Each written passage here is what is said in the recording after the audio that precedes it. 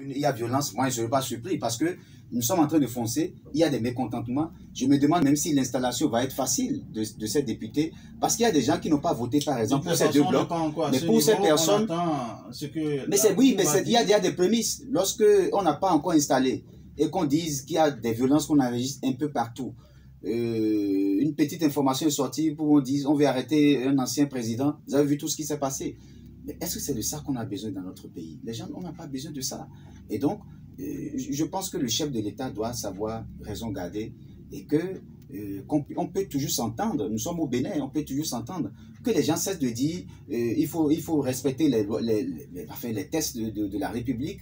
Mais je dis, face au respect des tests, et qu'on brûle le pays, qu'est-ce qu'on choisit? Les tests qui sont contestés, mais quand on dit, quand on est allé à la conférence nationale en 90, mais il y avait des tests, non? Les révolutionnaires avaient des tests, mais ils ont laissé les tests parce qu'ils ont compris que le pays allait dans une situation inédite. Alors, et donc, je crois que c'est encore possible qu'on le fasse. Soit on dit, on respecte les tests de la République et on fonce, ou alors les autres acceptent de brûler, donc c'est compliqué. Donc il va falloir que ça soit dans le camp de l'opposition, qu'on puisse ramener la balle à terre, qu'on cesse de brûler les choses, et que de l'autre côté, le langage, jusqu'à hier, le langage que moi j'ai tenu, qu'on tient au niveau donc de la mouvance, moi ça me choque. Je dis, ben, on n'est pas, c'est-à-dire on prône la paix, mais on ne pose pas des actes de paix, malheureusement. Dans les deux camps, il n'y a pas eu de déclaration officielle venant du gouvernement ou en dehors du ministère de l'Intérieur parlant de cette rumeur qui a tenté de clarifier la situation, mais qui est passée à côté de mon point de vue.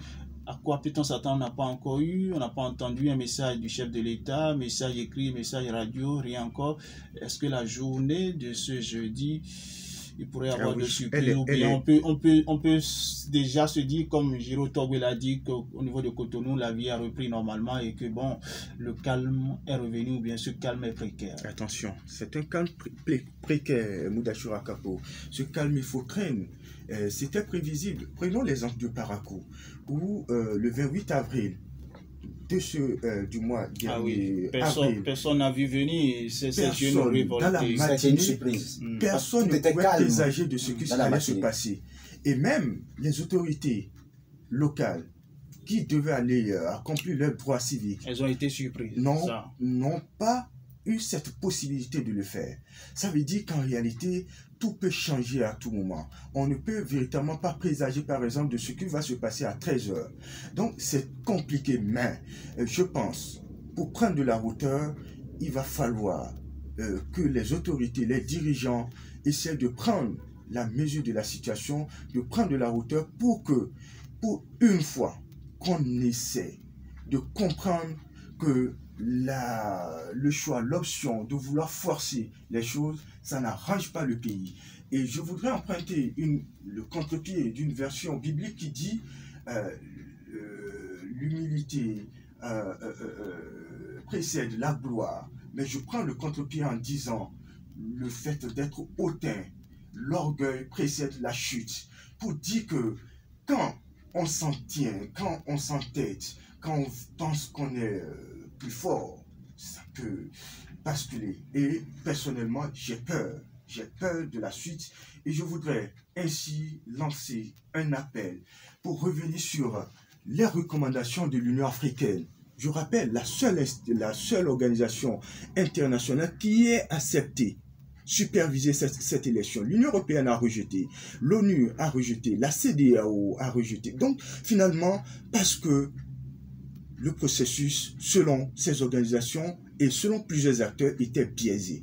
Et donc, il va falloir, parce qu'on nous parle du respect des tests, je me demande, respectons-nous vraiment ces tests, ceux-là qui... vous avez écouté Jean-Baptiste, je ne voudrais pas revenir sur certains propos parce que nous sommes dans une situation vraiment critique. Donc, je finis en disant qu'il faut que les dirigeants revoient leur position. D'accord. Oui, on vous a compris. Moi, je pense que, comme je l'ai toujours dit, ce n'est pas tard.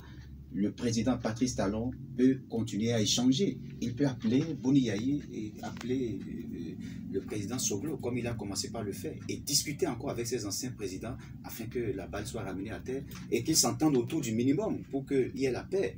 Et donc, je pense que c'est encore possible. il peut encore le faire. Puisqu'ils sont vivants, ils sont là. Pour qu'on puisse éviter le pire. Le pire. C'est juste faire une déclaration pour prendre une option, l'option certainement qui arrange le plus grand nombre. Parce que quand on voit les résultats ou les grandes tendances de ces élections, on parle de 22,99% de votants, c'est-à-dire le taux de participation, ça veut dire qu'il y a plus de 70% des citoyens qui ne sont pas pour ces élections, malheureusement. Et ces situations que nous enregistrons au lendemain de ces élections sont des messages, des signaux qu'il faut prendre réellement en compte. Et je crois que par rapport à ça, Lookman l'a dit, le gouvernement, le chef de l'État doit prendre la mesure de la situation et sans doute faire le geste utile, poser des actes utiles pour sauver notre pays de cette situation, parce que ça n'arrive pas qu'aux autres, et si ça commence ainsi, on ne sait pas quand est-ce que ça va finir. Merci à chacun, à tous, à mes auditeurs.